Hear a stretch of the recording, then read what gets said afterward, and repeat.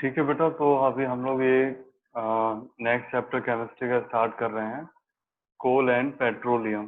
ठीक है, ये जो वीडियो लेसन है हमारा, यहाँ पर हम मेनली कोल के बारे में अभी पढ़ेंगे और इस चैप्टर का एक और वीडियो लेसन आपको देंगे जिसमें हम पेट्रोलियम और प्रोडक्ट्स के बारे में पढ़ेंगे। ठीक है, तो स्टार्ट कर रहे हैं कोल के बारे में। तो पहले कुछ इंट्रोडक्शन पार्ट हम पढ़ लेते हैं।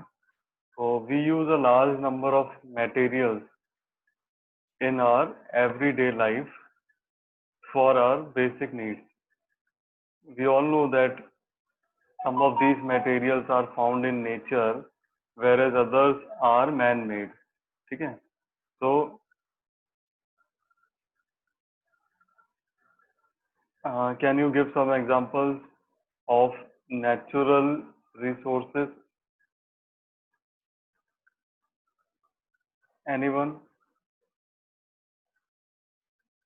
You can unmute yourself and reply. Substances which are materials which are found in nature.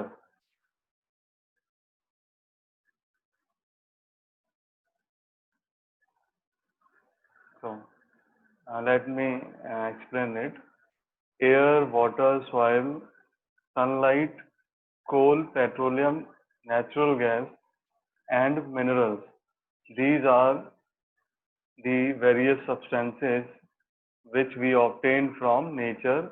So they are called natural resources. And plastics, synthetic fibers, paints, drugs, explosives, etc. All these substances or materials are made by human. They are man-made, so they are called man-made materials. Okay. Now, based on the availability of various resources in nature, natural resources can be classified into two types. First one is inexhaustible natural resources. Second one is exhaustible natural resources. Now, what are inexhaustible natural resources? The resources which are present in unlimited quantity in the nature. The resources which are present in unlimited quantity in the nature and are not likely to be exhausted by the human activities are called inexhaustible natural resources. For example, sunlight, air, etc. Now, what are inexhaustible natural resources? We have studied that all those resources which are present in unlimited quantity and are not likely to be exhausted, they are called inexhaustible natural resources. Now, what are exhaustible natural resources? Exhaustible natural resources are those resources which are present in a limited quantity in nature and can be exhausted by the human activities. For example, forests, wildlife, minerals, coal, petroleum, etc. All these resources can be exhausted by the human activities. Hence, they are classified or categorized as exhaustible natural resources. Now, fossil fuels. What are fossil fuels? The natural fuels formed from the remains of organisms, living organisms buried under the earth long ago are called fossil fuels. Okay. Now, coal. Sir, can you repeat the fossil fuel? Yeah, definitely. I will. Listen. The natural fuels formed from the remains of the living organisms that are buried under the earth long ago are called fossil fuels. ठीक है बेटा, जो living organisms आज से millions of years ago या फिर और ज्यादा टाइम पहले जो लिविंग थे वो अर्थ सरफेस के अंदर बरीड हो गए, दब गए उसके अंदर, और वो सॉइल का फॉर्मेशन होता रहा, सॉइल के लेयर्स एक के ऊपर एक फॉर्म होती रही। तो वो जो ऑर्गेनिजम्स थे वो किस में कन्वर्ट हो गए, फॉसिल्स हम उनको कहने लगते हैं। ठीक है, इसी तरीके से कोल का फॉर्मेशन होता है, इसी तरीके से पेट्रोलियम का भी फॉर्मेशन होता है।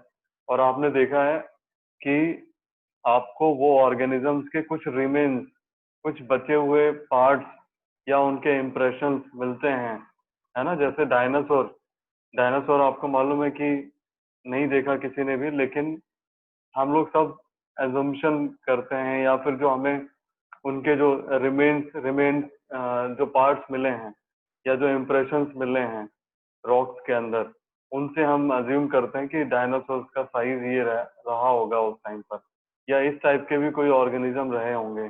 किसी ने नहीं देखा, किसी ने भी नहीं देखा डायनासोर्स को। ठीक है, तो वो फॉसिल्स हम उनको कहते हैं। और यहाँ पर हम फॉसिल फ्यूल्स को डिफाइन कर रहे हैं। तो फॉसिल फ्यूल्स क्या है, वो नेचुरल फ्यूल्स जो लिविंग ऑर्गेनिजम्स के रिमेन से फॉर्म हुए अर्थ के अंदर बहुत टाइम पहले। ठीक है, तो उनको हम फॉसिल फ्यूल्स कहते हैं, जैसे कि हमारा कोल है और पेट्रोलियम दोनों ही फॉसिल फ्यूल्स में आते हैं। Now we will study about coal in detail and the various products obtained from coal. Now, what is coal? Coal is a hard, black, combustible mineral which mainly consists of carbon. Okay, it is found where it is found. It is found in deep coal mines under the surface of Earth. अर्थ के अंदर, अर्थ के नीचे जो surfaces हैं उनके अंदर ये कोल मिलता है। ठीक है, and how it is formed? It was formed by the decomposition of large land plants and trees that got buried under the earth about 300 million years ago. About 300 million years ago, the earth had dense forest in the low-lying wet areas, and due to some natural calamities such as earthquakes, volcanoes, floods, etc., these forests got buried under the surface of earth. As more soil got deposited on them, they were compressed. As a result, the temperature rose and they sank deeper and deeper. And due to this high pressure and temperature depths and the absence of air, the wood of the buried forest plants and trees slowly got converted into coal. The slow process by which the dead plants buried under the earth have become coal is called carbonization. इसको आप mention करेंगे, आप याद रखेंगे इसको, carbonisation कहते हैं इस प्रोसेस को। Since coal was formed from the remains of the plant, hence it is called a fossil fuel. ठीक है, तो यहाँ पर आपको बताया गया कि कोल का फॉर्मेशन कैसे हुआ। कैसे फॉर्मेशन हुआ? लार्ज लैंड प्लांट्स और ट्रीज जो अर्थ के नीचे दब गए, बरी हो गए हैं अबाउट 300 मिलियन ईयर्स अगो, उनसे बना है कोल। कैसे बना?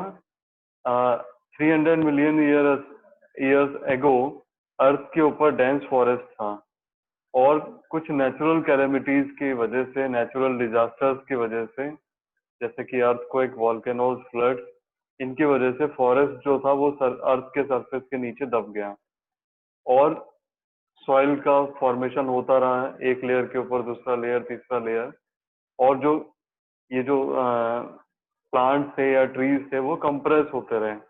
ठीक है, जिसकी वजह से टेम्परेचर बढ़ा और हाई प्रेशर हुआ और एयर का एब्सेंस हो गया। तो जो वुड था इन प्लांट्स का वो कन्वर्ट हो गया अभी कोल के अंदर।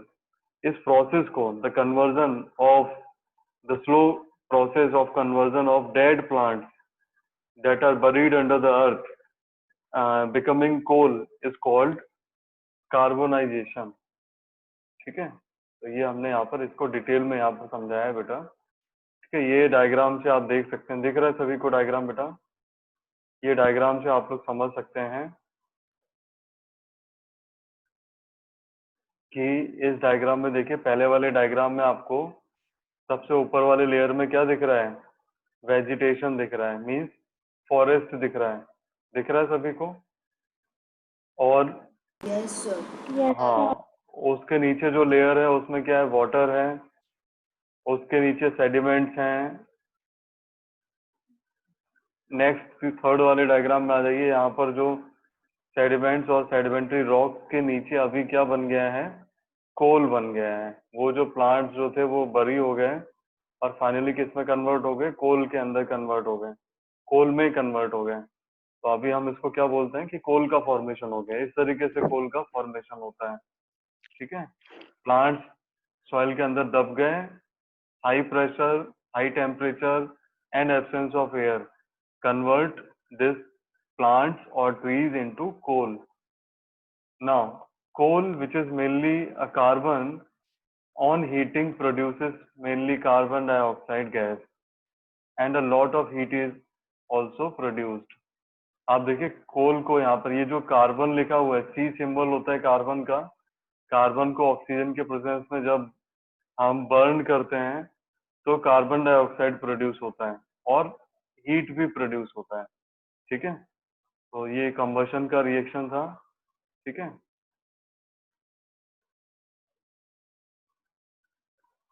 Just a minute. हाँ, अभी हम लोग आगे देखेंगे। Coal is used as a fuel. Uses of coal में देख रहे हैं हम लोग। Coal is used as a fuel in the homes and industry. It is used as a fuel in thermal power plants to generate electricity. You know about thermal power plants? What are thermal power plants?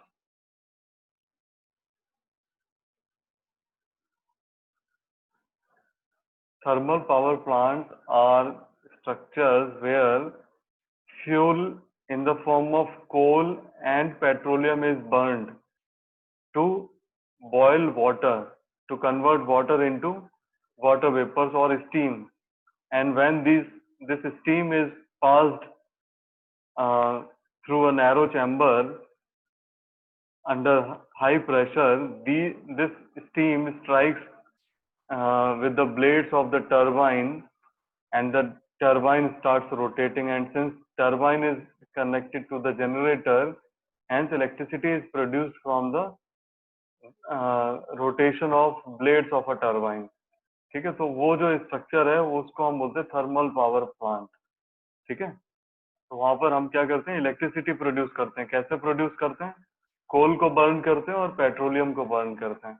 तो उससे जो heat produce होता है उससे हम पानी को steam में कन्वर्ट करते हैं, और स्टीम टरबाइन के जो ब्लेड्स होते हैं उनको रोटेट करता है, और वो जनरेटर के कॉइल को रोटेट करता है, और जनरेटर इलेक्ट्रिसिटी जनरेट करता है। ठीक है, चलिए, तो ये थर्मल पावर प्लांट में भी यूज होता है। और आपने पहले देखा होगा, सुना होगा, पढ़ा होगा कि जो रेलवे इंजन्स होते थे वो भी स्टीम टाइप के होते थे, स्टीम इंजन्स कहते थे हम उनको। तो वहां पर भी क्या होता था? कोल को बर्न किया जाता था, स्टीम प्रोड्यूस किया जाता था, और वो ट्रेन जो है वो स्टीम इंजन की वजह से मूव होती थी, चलती थी। It is also use in various industries. ठीक है, बहुत सारी इंडस्ट्रीज में भी इसका काम आता है कोल का।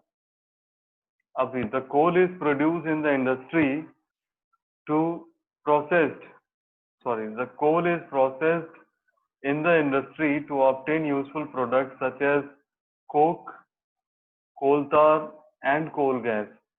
तो यहाँ पर हम प्रोडक्ट्स ऑफ कोल पढ़ रहे हैं। 3 प्रोडक्ट्स हैं, कोक है, कोल तार है और कोल गैस है। ठीक है, अभी इन तीनों प्रोडक्ट्स को हम थोड़ा थोड़ा सा डिटेल में पढ़ेंगे। तो देखिए, सबसे पहले कोक। कोक किस तरीके का दिखाई पड़ता है? ये पिक्चर है कोक का, आप देख सकते हैं। It is tough and it is porous. कैसा है? टफ तो है, लेकिन उसके साथ साथ में पोरस भी है। आपको दिख रहा होगा इसमें पोर्स की तरह छोटे छोटे होल्स दिखाई पड़ रहे हैं। And it is a black substance. ठीक है, it is an almost pure form of carbon. Coke जो है वो ऑलमोस्ट प्योर फॉर्म है कार्बन का। It is use in the manufacture of steel and in the extraction of metal. ठीक है, steel को प्रिपेयर किया जाता है आयरन को जब कार्बन के साथ मिक्स करते हैं, carbon in the form of Coke.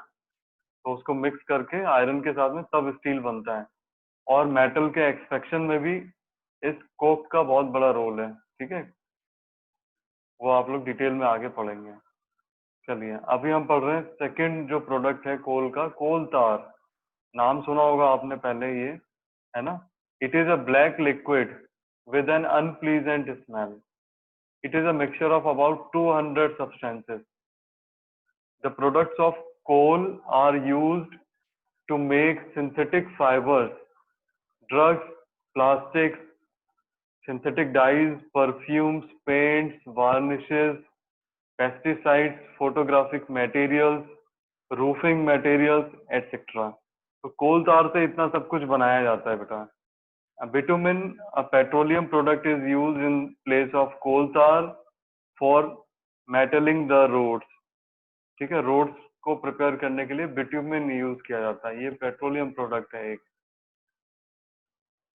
अभी लास्ट है हमारा coal gas. Coal gas is obtained during the processing of coal to get coke. जब कोल से आप कोक बनाते हैं उस टाइम पर कोल गैस भी प्रोड्यूस होता है, ठीक है। तो कोल गैस का कहाँ पे यूज होता है? It is used in many industries situated near the coal processing unit, ठीक है। तो आप हमें फॉलो करने के लिए, हमसे कनेक्टेड रहने के लिए आप हमें ये सोशल मीडिया प्लेटफॉर्म है, इन पे फॉलो कर सकते हैं, ठीक है। Thank you so much. तो ये जो टॉपिक है आपका वो यहाँ पर कंप्लीट हो गया है बेटा, ठीक है। अभी आप लोग बताइए, आप लोगों को ये जो टॉपिक था ये समझ में आ गया है सभी लोगों को? आप लोग रिप्लाई कर सकते हैं अब। Yes sir. Yes, sir. सबको समझ में आ गया? सर एक बार आप कोल कोल तार वो लिक्विड वाला समझा सकते हो हाँ वापस? बेटा, बिल्कुल बिल्कुल, फिर से समझाता हूँ, देखिए आप, ठीक है। ये कोल तार क्या है? It is a black liquid, ठीक है, और इसका अनप्लीजेंट स्मेल होता है, और इसको यूज करते हैं हम सिंथेटिक फाइबर्स को प्रिपेयर करने में। आपने पढ़ा था नायलॉन, याद है आपको? Nylon, yes the sir. First fully synthetic sir fibre, है ना। आपने पढ़ा था, वो Yes, किससे sir. मिलता है? From where nylon is prepared? Coal हाँ, कोल फ्रॉम व्हाट? हाँ हाँ, कोल, ठीक है। आपने वहां पर पढ़ा था coal petroleum products etcetera etcetera, उनसे बनाया जाता है, तो वो यही वही है बेटा, ये कोल तार होता है। एक्चुअल में कोल का प्रोडक्ट है कोल तार, और कोल तार से बनता है सिंथेटिक फाइबर। तो एक उसमें एग्जांपल हमने आपको दिया है नायलॉन का। फिर ड्रग्स, ड्रग्स मीन्स मेडिसिन, बहुत सारे मेडिसिन हैं जो कोल तार से बनाए जाते हैं। मतलब ये जो कोल तार है वो मेडिसिन में यूज किया जाता है स्मॉल प्रोपोर्शन में। प्लास्टिक बनाने में यूज सर ये होता है। कोल तार कैसे बनता है? कोल तार बेटा कोल के डिस्ट्रक्टिव डिस्टिलेशन से बनता है। मीन्स आप उसको स्ट्रांगली हीट करते हैं कोल को, तो उस प्रोसेस में फिर ये कोल तार बनता है, कोक बनता है, कोल गैस बनता है, सब उसी प्रोसेस से बनते हैं, ठीक है। देखिए मैं आपको थोड़ा सा इंटरनेट का यूज करूंगा यहाँ पर और आपको ये समझाऊंगा। डिस्ट्रक्टिव डिस्टिलेशन ऑफ कोल, ठीक है, इसको आप देखेंगे। ये देखिए, कोल को क्या करते हैं? Destructive distillation of coal can produce 700 kilogram of coke, 100 liters of liquor ammonia and many more substances. इसको मैं थोड़ा सा और दिखाता हूँ आपको, यहाँ से देखिए,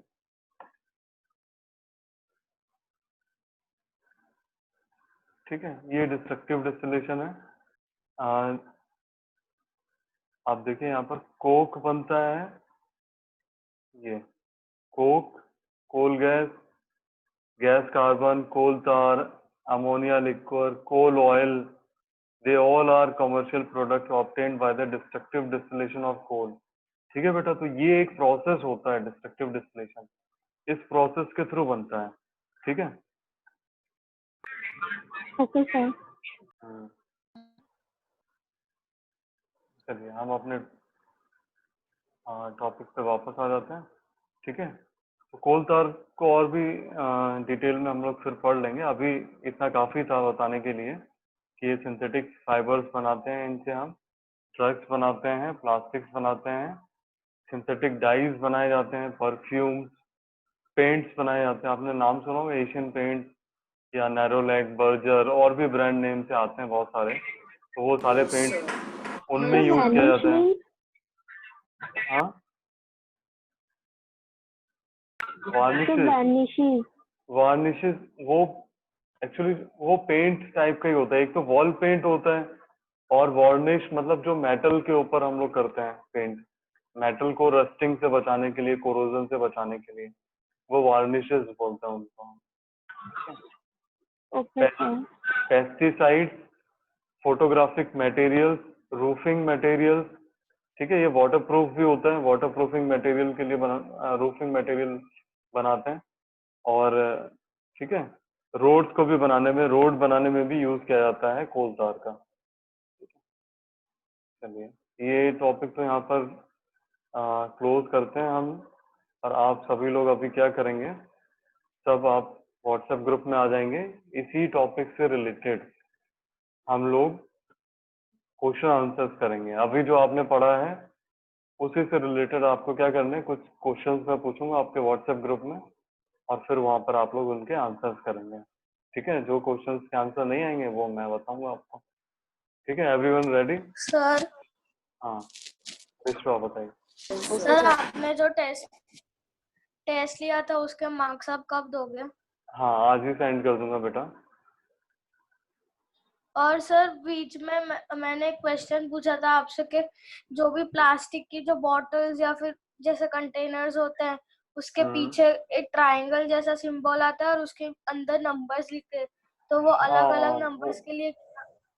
हाँ बेटा, वो मुझे थोड़ा सा चेक करना पड़ेगा। एक्चुअली वो प्लास्टिक्स का क्लासिफिकेशन होता है, वो मैं देख नहीं पाया। उसको देखकर मैं बताऊंगा कि कौन से प्लास्टिक्स कौन से प्लास्टिक्स आप सिंगल यूज वाले होते हैं, कौन से मल्टीपल यूज वाले होते हैं, वो सारा देखकर मैं बताऊंगा। उन नंबर्स का क्या मतलब होता है उसको सर्च करके फिर बताऊंगा मैं आपको। ठीक है, अच्छा कि ओके आपने सर। अभी याद दिला दिया, थैंक यू सो मच। ठीक है, all of welcome you sir. please leave this meeting and come in WhatsApp group. We will have question answer session.